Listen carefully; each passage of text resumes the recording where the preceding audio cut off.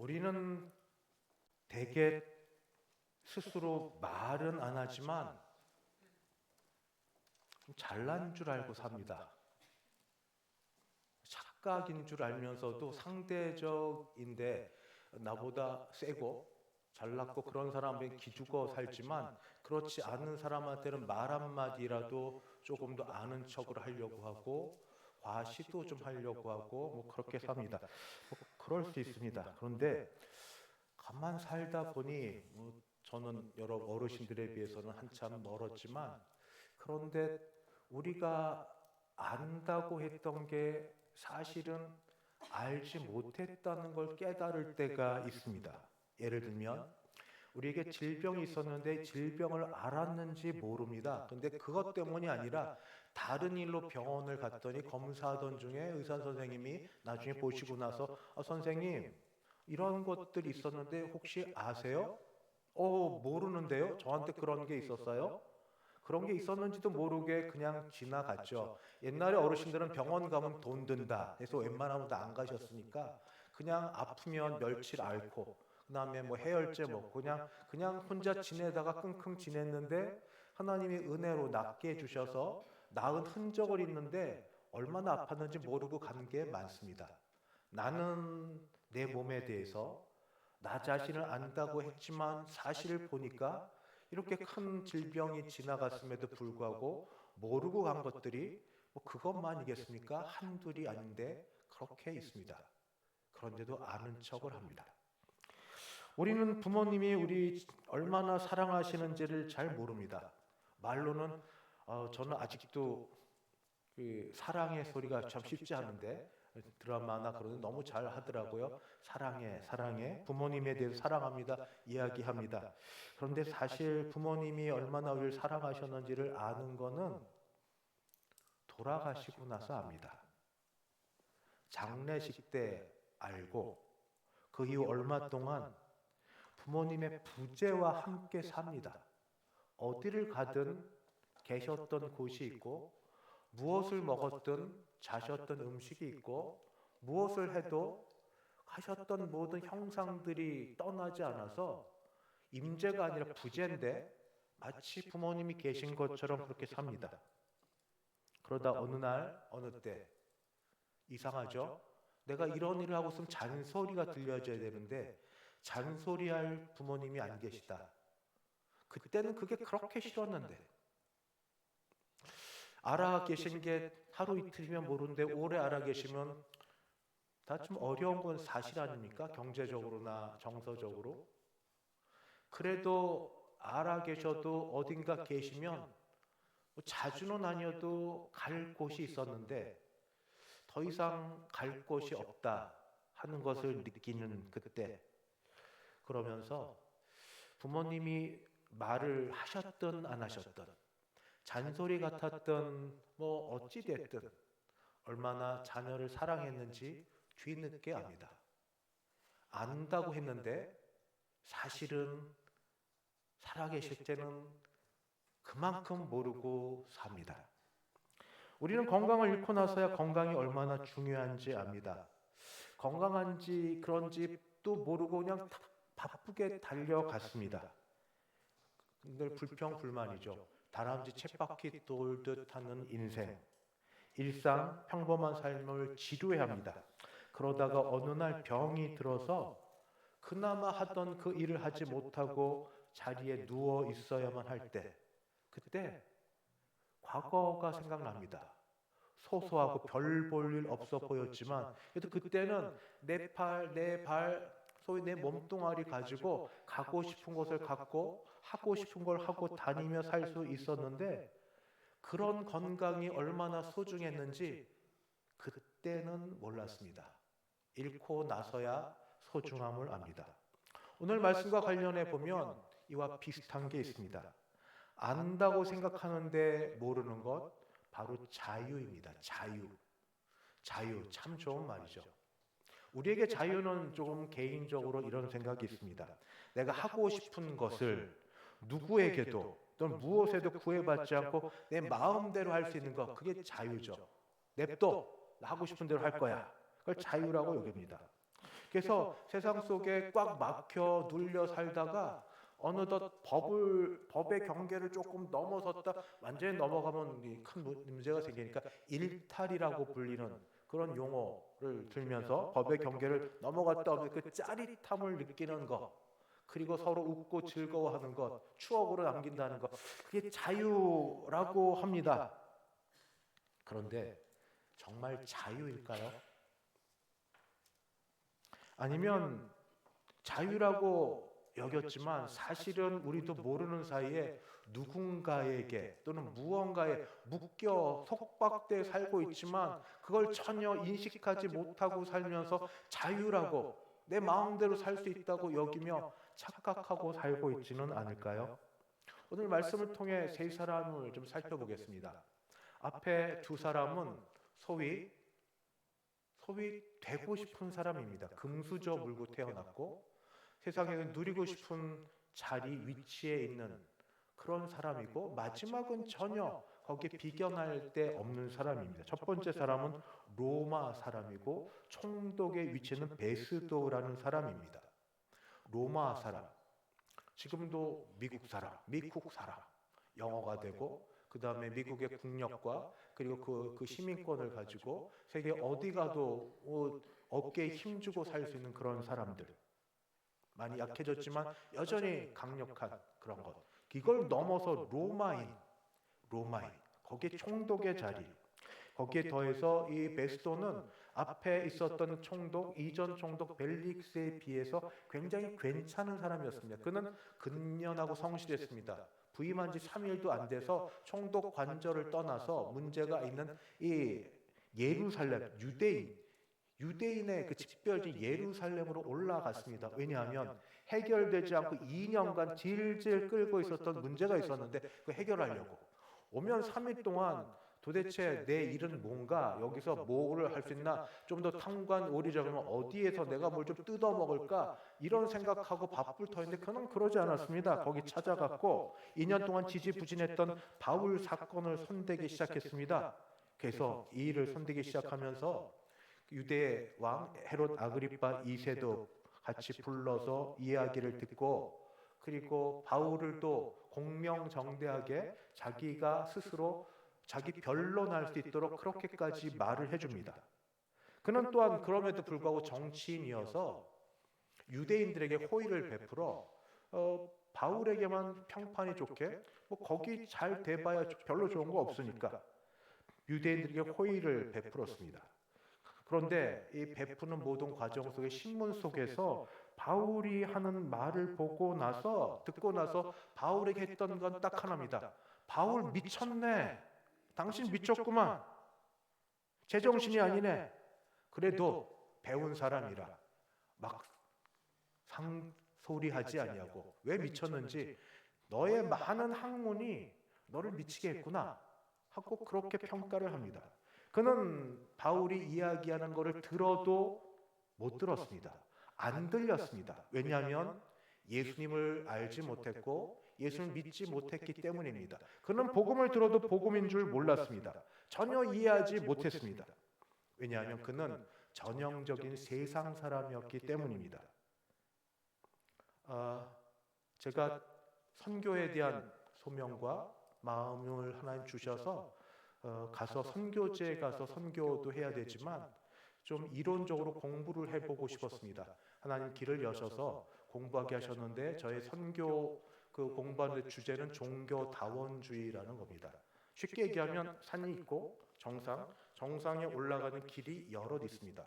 왜 꼭 기독교의 이 길을 올라야만 정상을 가지? 힌두의 길은 안 되나? 불교의 해탈 깨달음은 안 되나? 뭐 다른 열정과 열심으로는 안 되나? 다른 길로도 정상만 가면 되지 않겠나? 하는 것이 종교다원주의입니다. 여기 이걸 받아들이면 나는 곧 길이요 진리요 생명이니 나로 말미암지 않고는 아버지께로 올 자가 없느니란 예수 그리스도의 말씀은 전부 사라지고 아무것도 아니게 됩니다. 말은 관용 평화지만 사실은 배타적이라고 무시하는 이 모든 것들을 전부 무시하고 자기 나름대로 그냥 지내는 바로 이것, 견딜 수가 없어서 종교다원주의 이론을 무너뜨리고 그리고 그 주장하는 사람들의 모든 학설들을 전부 하나님 그리스도의 그 십자가 발 앞에 가져오게 하겠다는 마음을 갖고 갔습니다. 시간도 오래 걸렸고 7년, 8년 겨우 논문을 썼는데 거기서 나오는 모든 논쟁들과 모든 걸 통해 해본 결과 예수 믿지 않는 사람들과 이야기한 모든 것이 평행선이더라고요. 그들을 설득해서 예수를 믿게 하는 것은 저의 그 알량한 지식과 그 논리와 그런 걸로 되는 게 아닙니다. 예수를 믿게 하는 건 하나님의 은혜지 논리를 세서 목소리를 높여서 싸워서 이기는 게 아닙니다. 많이 배웠던 배우지 못했던 예수를 믿는 건 그저 은혜인데 아무리 해도 안 되어서 제가 바꿨습니다. 어떻게 바꿨냐면 하나님의 은혜 가운데 그분들한테 맡기고 전제가 다릅니다. 각각 평행선을 걷고 저는 청년들, 교회 다니는 분들 가운데 사회생활 가면 이런 얘기 많이 들으실 거 아니에요. 꼭 예수를 믿어야만 구원받아? 다른 길은 없어? 다른 길도 좋잖아 하는 그런 분들을 놓고 여러분 그거 아닙니다. 우리 믿는 사람들에게 제대로 된 것, 어떻게 그것이 잘못된 일이고 어떻게 해야 정말 예수를 믿는 사람들에게 전하고 가르치는 해야겠다. 여러분 종교다원주의는 가설입니다. 한마디로 정설 아닙니다. 가설입니다. 가설. 자기들도 이야기합니다. 이런 걸 해야겠다고 돌아섰습니다. 오늘 드릴 말씀은 바로 뭐냐면 이 베스도가 그런 사람이라고요. 복음을 전했는데 은혜 아니면 괜찮은 사람이고 근면하고 성실하고 배운 사람이지만 돌이키지 못하고 오히려 무시를 하고 너 미쳤구나. 많은 지식에 너를 미치게 했다. 그렇게 말하는데 그치고 맙니다. 그럼 다음 사람 조금 더 유익한 사람입니다. 가능성 있는 사람입니다. 그는 누구냐? 헤롯 아그리빠 왕입니다. 유대의 왕입니다. 분봉 왕이지만 왕입니다. 유대의 왕은 어떤 위치에 있냐면 그는 바로 이 제사장들을 임명할 권한이 있는 사람입니다. 그 유대교의 정통하고 구약성경 우리나 구약성경이지 유대인들은 구약성경 얘기 안 합니다. 구약을 얘기하고 신약을 얘기해야 되는 그들은 히브리 경전입니다. 그들은 히브리 경전. 그 히브리 경전을 유대인으로서 모를 수가 없죠. 계속 구전으로 진행하고 배우고 알고 있던 사람입니다. 거기에 더하여서 바울이 얘기했던 것처럼 그리스도 예수 사건은 예루살렘 성전에서 나와서 일어났던 그 사건은 아무도 모를 수가 없는 저 구석에서 떨어져서 모를 수가 없는 소문과 소문이 들어있는 예수가 죽으셨는데 3일 만에 다시 살아났고 살아난 자들이 부활의 목격자가 돼서 지금도 눈 시퍼렇게 뜨고 살아있다는 것을 모두가 알고 있는 그 일을 지금 헤롯 아그리빠 왕은 적어도 유대인이니까 알 줄 알고 그래도 유대인에게 권하고 전합니다. 뭐라고 얘기하는가? 26절 왕께서는 이를 아시기로 내가 왕께 담대히 말하노니 이 일에 하나라도 아시지 못함이 없는 줄 아나이다. 이 일은 한쪽 구석에서 행한 것이 아니니이다. 아그리빠 왕이여 선지자를 믿으시나이까 믿으시는 줄 아나이다. 선지자가 말한 것이 누구냐? 예수 그리스도 메시아가 와서 하실 참된 구원을 이룰 게 뭐냐? 그렇게. 그런데 이 말을 들은 아그리빠는 바울의 말을 듣지 않습니다. 18절 아그리빠가 바울에게 이르되 내가 적은 말로 나를 권하여 그리스도인이 되게 하려 하는도다. 바울이 지금 애를 써서 앞으로 얼마나 어떤 시간에 복음을 전할 수 있지 모르지만 이 기회를 놓치지 않으려고 복음을 전했더니 네가 적은 말로 네 주제에 네 형편에 나한테 이렇게 권하는구나. 나를 그리스도인이 되게 하는구나. 그리스도인도 알아요. 그리스도인도 복음을 전해도 안 받습니다. 남의 일일까요? 사랑하는 성도 여러분, 그리고 오늘 이 자리에 함께 계신 여러분, 저는 우리가 이런 일에 그런 동료가 안 되기를 바랍니다. 그리스도인은 예수 그리스도를 주로 믿는 사람입니다. 그리스도인은 예수 그리스도가 나의 죄를 대신하여 죽어주심을 믿고 그의 의에 의탁하는 사람입니다. 그리스도인은 생명이 주께 있는 자고 그런 사람들은 뿌리가 그에 있기 때문에 열매를 맺는 사람들입니다. 나는 그리스도인입니까? 열매를 보아 안다고. 내게 그리스도인의 열매가 있습니까? 그리스도의 향기가 있습니까? 팔복 외우는 분도 계시고 모두 암송하고 좋아하시는 말씀. 내게 그리스도의 향기가 있고 그리스도의 열매가 있습니까? 사랑하십니까? 화목하십니까? 화평을 이루는 사람입니까?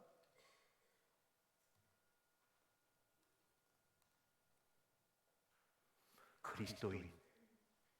말이 많든 적든 간에 복음을 듣고 복음에 거하고 복음으로 나를 다시 그의 상황 가운데 들어가게 해서 예수가 주시라고. 나는 종이면, 나는 노예면 주님의 말씀을 따르는 게 마땅한데 입술로 고백은 하는데 마음과 행동, 옛날에는 있었을 겁니다. 어느덧 나도 모르게 입술의 고백만 있고 마음과 행동의 열매가 따르지 않는 우리는 그리스도인일까요? 맞죠? 맞지만 자라가지 못하는 그리스도인, 안타까운 그리스도인이 될 수 있습니다. 바울은 지금 그래서 어떤 형편 가운데 있는가? 바울은 몸은 죄수 신분이지만 지금 이렇게 강변하고 있는 이유는 그는 참 복음을 알고 있기 때문입니다. 그에게 어떻게 이런 일이 일어났을까요? 그도 많은 학문이 그를 미쳤다고 말할 정도로 빌립보서를 보면 나는 난지 8일 만에 할례를 받은 베냐민 지파 사람이고 어쩌고 나도 잘났어, 나도 잘났다고, 나도 내놓을 게 많어. 그러나 이 모든 걸 배설물로 여기면 오직 예수, 그리스도를 알고 그 안에 발견되는 걸 최고로 여기니 오직 예수, 그거 외에 다를 게 없다 하는 이야기를 합니다. 이렇게 되기까지 그는 어떤 과정을 겪었는지 아시죠? 다메섹 도상에 예수 믿는 자들을 잡아 죽이려고 공문을 가져가다가 그 속에서 예수님을 만났고, 예수님 만난 다음에 눈이 잠깐 멀었다 다시 떠지고 나서는 그가 율법의 학자이기 때문에 율법이 정말로 무엇을 말하는지 체험은 했지만 체험이 정말로 율법이 가리키는 바와 어떻게 동일한지를 놓고 아라비아로 가서 말씀을 읽고 묵상하는 가운데 예수 그리스도야말로 기다리던 메시아요, 우리의 구주시요, 우리의 모든 것된 걸 다시 확인하고 그의 일생을 그에게 드리게 되었습니다. 여러분, 복음에 거하고 복음을 들으면 세 가지에서 자유롭습니다. 고린도 전서 부활장에 나오는 첫 번째는 죽음에서 자유롭습니다. 죽음을 두려워하십니까? 그리스도인인지 한번 물어보셔야 됩니다. 죽음이 두렵습니까? 죽음은 슬픈 겁니다. 죽음은 아쉬운 겁니다. 잠시 아쉽고 슬퍼서 그렇지만 죽음은 두려운 게 아닙니다. 잠깐 만났다가 헤어져도 슬픈데 평생 같이 만났던 분들을 못 만나는 건 그건 참으로 아쉽죠. 그러나 주께서 말씀하신 것처럼 나는 부활이요 생명이니 나를 믿는 자는 죽어도 살겠고 무릇 살아서 나를 믿는 자는 영원히 죽지 아니하리니 이것을 내가 믿느냐? 아멘, 아멘. 예수를 믿는 자는 이런 믿음을 갖고 삽니다. 왜 장례식 때 제가 계속 다닐 수 있을까요? 부활의 소망을 전하기 때문입니다. 지금은 슬프지만 우리 뵐 겁니다. 곧 천국에서 뵐 겁니다. 그러니 잘 사십시다. 죽음을 넘어서는 영생과 생명이 바로 예수 믿는 자에게 있다는 걸 가르쳐 주는 게 복음입니다. 돈 얼마나 내면 됩니까? 돈 하나도 안 내면 됩니다. 예수님만 믿으면 됩니다. 예수님이 내 죄를 위해서 죽으셨기 때문에 죄값 치러주셨기 때문에 예수만 믿으면 죽음에서 우리가 자유하게 됩니다. 단 현실적인 문제, 죽기 전에 고통이 있는데 고통이 조금 짧았으면 그게 바람입니다. 죽기 전에 고통 너무 오래지 않도록 저를 비롯하여 우리 모두들 그 과정만 잘 거치고 나면 가야 될 천국인데 하나님께서 언젠가 인도하실 건데 모든 것들을 조금씩 기관이나 약해져 가는 걸 보면서 천국 가까이 가는구나, 천국 가까이 이르는구나, 찬송 부를 수 있게 되기까지 하나님이 우리에게 믿음 더해 주시길 바랍니다. 두 번째는 죄입니다. 죄. 예수 믿은 사람들은 이미 주 안에서 죄에 대한 용서를 받았지만 그래도 죄를 짓습니다. 그리고 마음이 안 좋습니다. 지으면 안 된다는 걸 알면서도 지었어요. 습관적으로 짓고, 의지가 약해서 짓고, 유혹에 빠져서 짓고, 죄를 짓고 나면 그렇게 자신이 싫습니다. 한심하고 한참 이게 너무 안 돼 보이고 불쌍하고, 바로 그런 우리들. 그런데 예수를 믿는 자는 어떤 사람인가? 바울의 고백이 이렇게 있습니다. 그러므로 이제 그리스도 예수 안에 있는 자에게는 결코 정죄함이 없나니, 이는 그리스도 예수 안에 있는 성령의 법이 죄와 사망의 법에서 너를 해방하였습니다. 아멘. 아멘. 우리가 어떻게 예배를 드릴 수 있습니까? 어떻게 예배를 드릴 수 있습니까? 예수의 십자가 보혈로 우리의 죄값을 사해 주신 정죄함이 없는 그 은혜가 오늘 우리를 이 자리에 불러 예배하게 하십니다.